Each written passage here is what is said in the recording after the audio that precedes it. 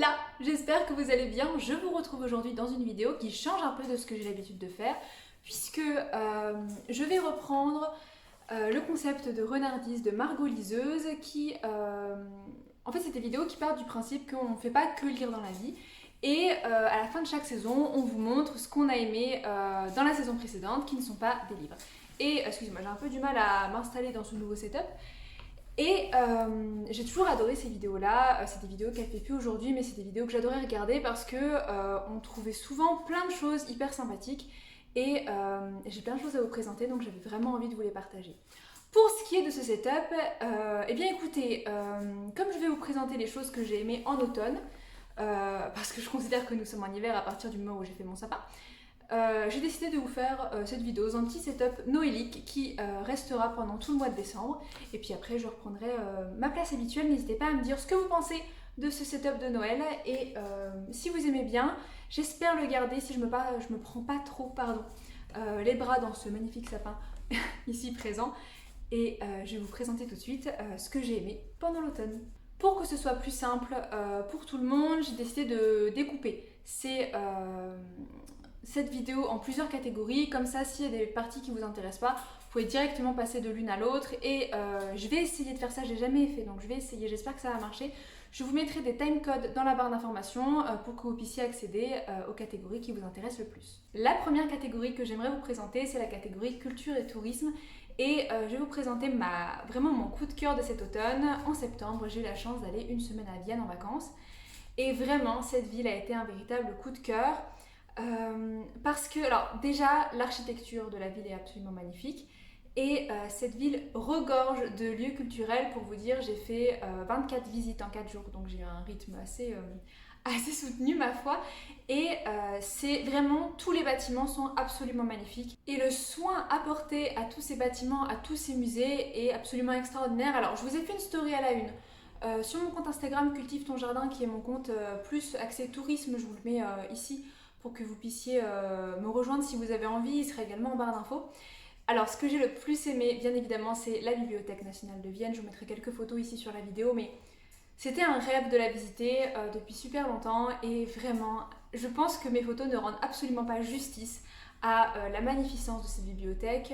Je vous en ai fait également une vidéo sur mon compte lecture, mais elle était vraiment magnifique. J'avais envie de rester pendant 1000 ans et de pouvoir toucher les livres et de pouvoir les ouvrir, voir ce qu'ils contenaient. Et c'est vraiment une pièce qui est magnifique, merveilleuse. Vous avez également le château du Belvédère qui a des œuvres de Klimt à l'intérieur, qui a aussi une œuvre de Van Gogh. Et pareil, c'est absolument magnifique. Il y a le château de Schönbrunn qui vous explique un peu comment vivait la famille impériale, puisque c'était le palais d'été de la famille impériale.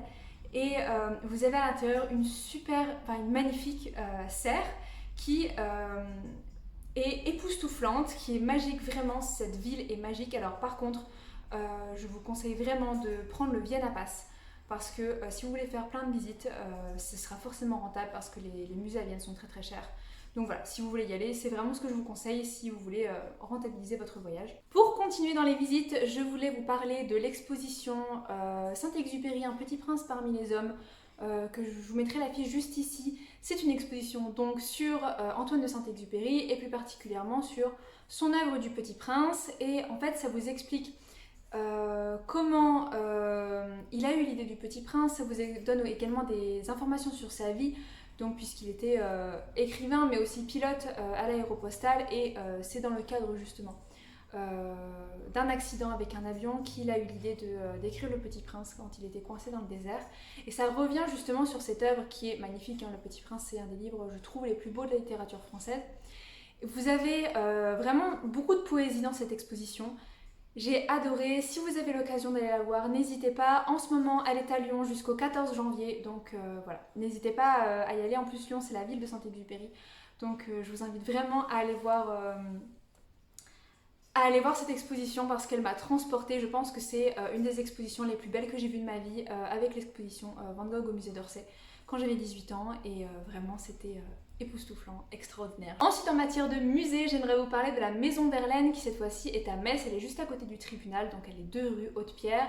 C'est la maison natale de Paul Verlaine, donc le poète. C'est une maison qui, sur le coup, quand vous passez devant, ne paye pas de mine, mais c'est très bien fait. En fait, vous avez au fil des salles des explications sur la vie de Paul Verlaine et de comment il a eu l'idée d'écrire, ses écritures dans le journal, sa relation avec Rimbaud, bien évidemment. Et c'est fait d'une façon très authentique, très brute en fait, mais en même temps très très ludique. Vous avez en fait un gros classeur, enfin un classeur, un parapheur, je dirais plutôt, qui vous est fourni en fait avec plein d'informations et vous pouvez choisir ce que vous lisez, ce que vous ne lisez pas. Et la personne en tout cas qui était là est une petite dame qui fait partie de l'association Les Amis de Verlaine et qui est une source intarissable de connaissances sur Paul Verlaine et c'était vraiment magique, hyper intéressant. Et ça m'a donné envie non seulement de relire Verlaine, mais également de visiter la maison de Rimbaud qui est à Charleville-Mézières, que j'ai pas encore visitée. Si vous avez visité cette maison, n'hésitez pas à me dire ce que vous en avez pensé. Mais vraiment, c'était une exposition qui était super intéressante. Et enfin, toujours à Metz, je voulais vous parler de la pièce de théâtre que j'ai vue, qui est une adaptation théâtrale, c'est du théâtre musical, par rapport au roman Les Furtifs d'Alain Damasio. Ça a été fait par la compagnie Roland. Je vous mettrai un extrait de cette pièce de théâtre dans la barre d'information. Et alors, non seulement le texte d'Alain Damasio est absolument extraordinaire et il vous permet de vous questionner sur notre vie actuelle alors qu'on est dans un monde assez futuriste, mais bon, ça c'est le propre de Damasio de toute manière. Ça m'a vraiment donné envie de lire Les Furtifs parce que le texte, il y a une poésie dans le texte d'Alain Damasio qui est inégalable et voilà, je n'avais pas encore acheté Les Furtifs, mais j'ai vraiment envie de l'acheter pour me pencher sur ce texte de manière plus approfondie et pour pouvoir comparer justement avec la pièce que j'ai vue. Et en fait, si vous voulez, c'était un théâtre musical, c'est-à-dire que vous aviez plein de musiciens et vous aviez 3 narrateurs qui prenaient à tour de rôle les voix des protagonistes du livre.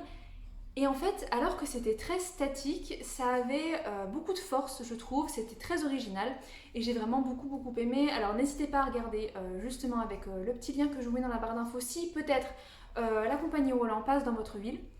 Et si justement vous pouvez aller les voir, ou si bien vous êtes de Metz, je sais qu'ils repassent vers décembre, donc écoutez, n'hésitez pas à aller voir ça. Par contre, j'étais un peu déçue puisque quand j'ai pris les billets, Alain Damasio devait faire une séance de dédicace le samedi, puisque moi j'y suis allée un samedi soir et il devait avant faire une séance de dédicace. Et en fait, ça a été annulé. Et il est venu la veille en fait faire une dédicace après la pièce de la veille, donc j'étais super triste. Surtout que j'ai vraiment pas de chance avec Alain Damasio, puisque au lycée, quand j'étais au lycée, il est venu dans mon lycée et on a été interdit de le voir parce que les personnes qui n'étaient pas en S n'avaient pas le droit de rencontrer Alain Damasio. Alors que la plupart des S ne savaient pas qui était cet auteur, voilà. Et du coup là je l'ai encore loupé, donc écoutez, je suis un peu moult désespoir. Mais je me remettrai, cette pièce était vraiment super top, même s'il n'y avait pas Alain Damasio pour nous dédicacer ses livres à la fin. On va ensuite passer à la catégorie médias, donc là je vous ai mis de la musique, des séries, des films. Je vais commencer par la saison 3 de You, donc You je pense que vous connaissez, hein, c'est une série qui est assez connue, c'est une série qui est sur Netflix. C'est l'histoire d'un homme qui s'appelle Joe Goldberg et qui va nourrir des obsessions pour des femmes. Et il va les suivre, il va essayer d'en apprendre le plus possible sur elle, c'est ce qu'on appelle un stalker en fait, et donc on va suivre son évolution. Il me fait un peu penser au personnage principal dans Le Parfum. Il a une façon d'être un peu qui me fait penser à ce personnage. Et moi j'aime beaucoup le personnage de Joe Goldberg, j'aime beaucoup cette série, je la trouve très originale. Et dans cette 3e saison, on en apprend plus sur sa personnalité. Je trouve que la dynamique de la série change un peu, même si on reste à peu près sur la même trame, mais j'ai beaucoup aimé cette 3e saison, j'aime beaucoup la série de manière générale, donc je vous la conseille si vous avez envie de découvrir cette série et que vous l'avez toujours pas vue. Ensuite, je suis allée voir au cinéma cet automne Le Dernier Duel de Ridley Scott. C'est l'histoire, donc on est au Moyen-Âge en France, et c'est l'histoire d'une femme qui se fait violer par un chevalier qui est un ami de son mari, et en fait dans le film, qui est assez long, je pense qu'il dure presque 3 heures, vous allez avoir 3 tableaux avec à chaque fois la version du mari, la version de l'homme qui l'accuse et sa version à elle.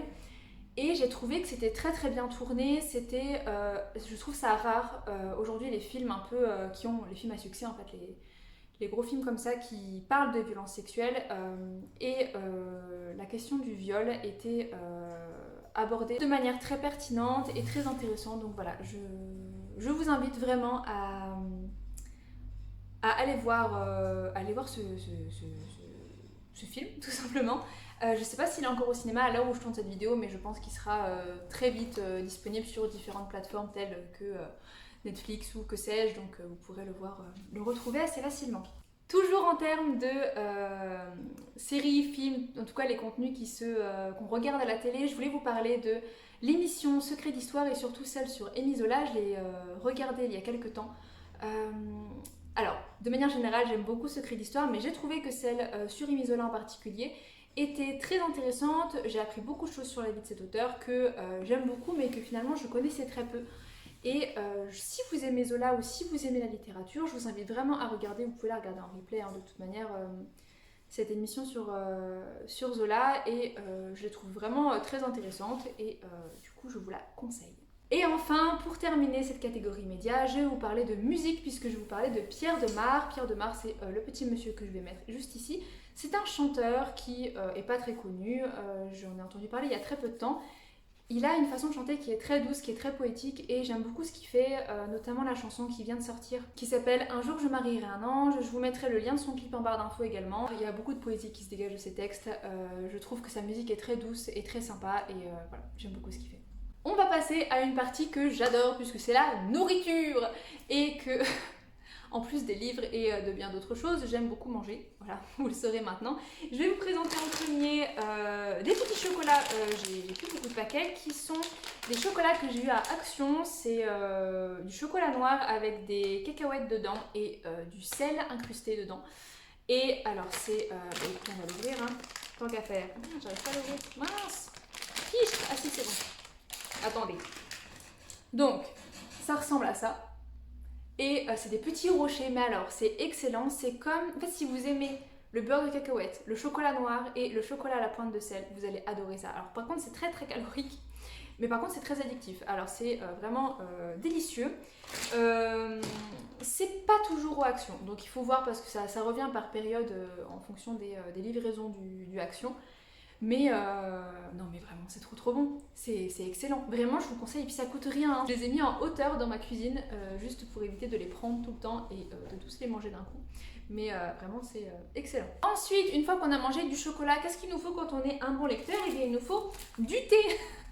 Je voulais vous présenter le thé de la distillerie Terre de Rose. C'est du thé vert à la rose tout simplement, donc il est comme ça, c'est du thé en vrac. Et écoutez, si vous êtes amateur de thé, si vous êtes amateur du goût de la rose, c'est un thé que vous allez trouver extrêmement bon. Je l'ai acheté à la maison de Ronsard qui est dans la région de la Loire. Mais ils ont un site internet que je vous mettrai en barre d'infos et vraiment c'est un thé qui est naturel, hein. Il n'y a pas 30 000 cochonneries dedans et il est vraiment excellent. Vous sentez vraiment le thé vert mais vous sentez vraiment également la rose.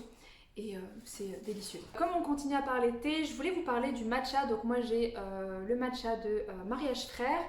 Le matcha c'est une poudre, en fait c'est de la poudre de thé vert qui a des propriétés énergisantes et antioxydantes notamment. Et écoutez, j'ai découvert ça il n'y a pas très longtemps et je trouve ça vraiment excellent. Alors, j'en prends pas tous les jours parce que c'est quelque chose qui est très cher le matcha. Et clairement, je n'ai pas envie de mettre 20 balles tous les mois pour acheter mon matcha. Mais ce que je fais, c'est que donc je le fouette parce qu'il faut que ça mousse pour que ça libère toutes ses propriétés et que ça se mélange bien avec de l'eau. Et ensuite, je le mélange avec du lait d'avoine. Et ça vous fait un latte absolument délicieux. Vraiment, je vous conseille, si vous connaissez pas le matcha, de goûter au moins une fois. Et c'est aussi super bon pour votre organisme, pour votre énergie, etc. Donc ça a que du positif. Dans la catégorie déco maintenant, je vais vous montrer encore un truc de chez Action, décidément. C'est une bougie qui s'appelle Tree Wick, c'est la Hot Spice. Elle est comme ça. Alors peut-être que pour les amateurs de bougies, le packaging vous rappellera quelque chose. En fait, c'est le même packaging que les Wood Wick de chez Yankee Candle. Et c'est des bougies qui ont la particularité d'avoir une mèche, je pense que vous voyez ici, d'avoir une mèche en bois, et ce qui fait qu'elle crépite légèrement quand vous l'allumez et vous avez l'impression d'avoir un petit feu de bois chez vous et c'est super appréciable. Et je vous la présente parce qu'elle sent pas super fort, elle a la même composition pourrie que les bougies Yankee Candle parce que voilà, j'aime beaucoup les bougies Yankee Candle, hein, mais c'est que du chimique et des parfums de synthèse. Mais par contre, elles crépitent de la même façon que les Woodwick. Et vu le prix des Woodwick, voilà, si vous avez un petit budget mais que vous avez quand même envie d'avoir des bougies qui crépitent, je vous conseille vraiment ces bougies-là de chez Action parce qu'elles sont super chouettes. Et enfin, on va quand même faire une petite catégorie beauté parce que j'aime beaucoup tout ce qui est beauté, les soins, etc. Et c'est quelque chose qui m'intéresse beaucoup et que j'avais envie de vous partager. La première chose que j'ai découvert cet automne, c'est le massage du visage. C'est arrivé en premier en Asie, notamment au Japon et en Corée, puisque c'est les pays qui sont le plus en avance sur les cosmétiques, sur le soin de la peau. Et donc tous les soirs, je mets une huile sur mon visage et donc je masse mon visage. Je vous mettrai une vidéo en barre d'infos pour vous montrer comment masser votre visage. Ça peut avoir des propriétés anti-âge. Alors moi, pour l'instant, j'ai 25 ans, donc c'est pas trop